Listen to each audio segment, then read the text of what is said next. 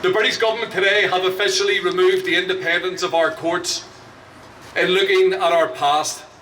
And make no mistake about the human impact that this has, because on a day like today we could easily fall into the trap of talking about the legalities and the mechanisms and the best way of dealing with our past. But for me, the most important part of today is the fact that this has been absolutely devastating for families, for loved ones, and for multiple generations of families who have simply asked a question: why was my loved one killed? How were they killed? And demanding truth and demanding justice. The reason why the British government are here today has been there in plain sight. They haven't even attempted to hide this. They have made it clear that this is about protection, and protection of their agents, of their workers, of their systems that they had in place. And as I say, they make no secret about that whatsoever. They have as much interest in the families who are here today, families right across these islands, as they had in the loved ones whose lives they took, or certainly they were culpable in taking. Because as our courts have shown, as the independent bodies have shown time and time again, case after case, investigation after investigation, the British state's hand was there in plain sight in relation to hundreds and hundreds of killings over the course of our conflict. And as I talk here today, we know that we live in a world where the people of Gaza are being slaughtered on a daily basis. Now more than ever, we need countries to make a commitment to the principles of democracy, the principles of truth and justice and law and order. And the British government are showing their intent today as they fly in the face of natural order, of natural justice, and they say to our courts that they have no role, that they say to the families there shall be no independent voice or analysis as we look into our past. But make no mistake, this is not at the end of the road for the families today. Families who are standing beside me today, my own family included, and families right across these islands, are well used to having obstacles put in place by the British government over numerous decades. They are used to standing against the might of a British state. But what they do have, which is what the British government don't have and will never have, is that they have right on their side. They have the solidarity of everybody standing together. They have international opinion. They have every single political party outside of the Conservative Party in England on their side. So if today is the end, it's the end of the fact that this legislation will not be here for much longer. It's already been tested in our domestic courts and has been shown to be flawed. We await the outcome of the intergovernment state case taken by the Irish government, and all international independent legal analysis calls this legislation for what it is: a sham, a delayed tactic, an attempt to tell families that they do not deserve truth and justice, an attempt to tell families that their loved ones are not worth the effort of our court's investigation. Well, we stand here today and we say no. We say that we will not accept this, and we say that we demand truth and justice. We await to see whether a British Labour government, if they are elected in the next election, stand by their commitment to repeal this legislation. Because our voice, since this legislation has been announced, is one that has not been ignored or has not been dismissed, because we do have power in our collective voice. And so the message from here today is that we are not going away, we are not giving up. Every single one of our loved ones deserves nothing less, and we will continue to fight for truth and fight for justice. Go on, Melvin.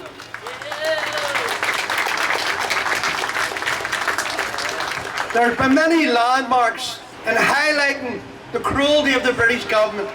For any of you who've seen the documentary on the Brown killing, it would have taken blood from a stone when you listen to John Brown's widow saying about going out and looking for his body, searching for his body with a flashlamp, knowing something was wrong but not knowing what. And if you flip that coin, the documents that were given to the court by way of an explanation that were blank sheets of paper added cruelty to injury. Damien Brown is our next speaker.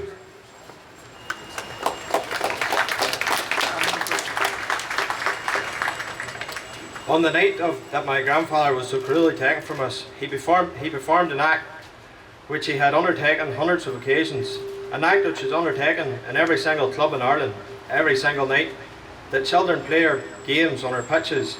He locked the club gates. Not only was he locking the club gates, he had made the club gates, as well as dedicating his adult life to the GAA. He was an educator at the Technical College in Ballymena. Many young men from South Derry with successful businesses owe their trade to Sean Brown. Sean Brown was murdered by members of the Loyalist Volunteer Force on the 12th of May 1997. He was 61 years old and left his widow Brady and their 6 children. He was the chairman of his club Balahi, Wolftones GAC. After an agonising 10.2 mile journey to Ralstown, he was dragged from the car, beaten. He was then killed with 6 bullet wounds to his head. Sean was found abandoned beside his own burnt out car, his body also partially burnt from the intense heat of the flaming vehicle. As our native Irish custom dictates, Sean's widow Brady insisted on an open coffin, asserting that everyone should see what their attackers had done to her husband. No one has ever been brought to charge with Sean's murder. Successive investigations and reviews by police ombudsman, the HET and even the PSNI have proven an object of frightening litany of failings evident in the original RUC investigation.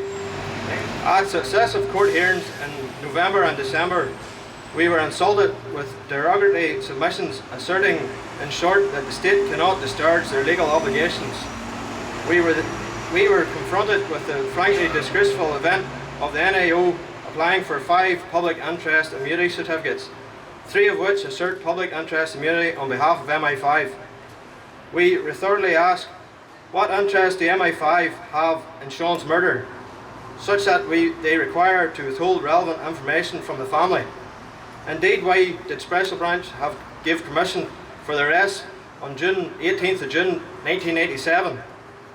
Who made the decision to cease surveillance on Swinger Fulton at 5 o'clock on the day of Sean's murder to recommence the next day?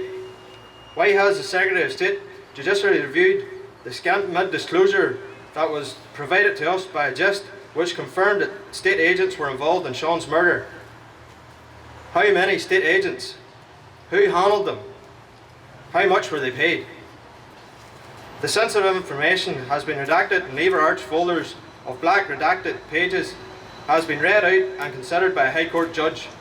Whatever that judge has read has compelled him to review that the only legal mechanism to discharge the state's legal obligations is by convening a public inquiry.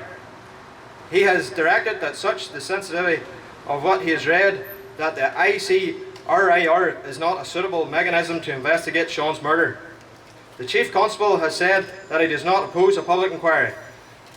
Why then has the Secretary of State refused to reply to the direction of a High Court judge, and who has instead embarked on a series of fictitious judicial review applications designed to wind the clock down while wasting valuable public funds? What does the Secretary of State have to hide?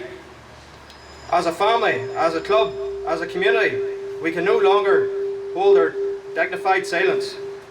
We are furious at the treatment we are being exposed by those who present the state. The deliberate delaying tactics that have proved so successful for the state agencies to this point have realised their objective. When families do not have access to the court, justice is dead. Justice has been bound and gagged, but families will never stop working to set the truth free.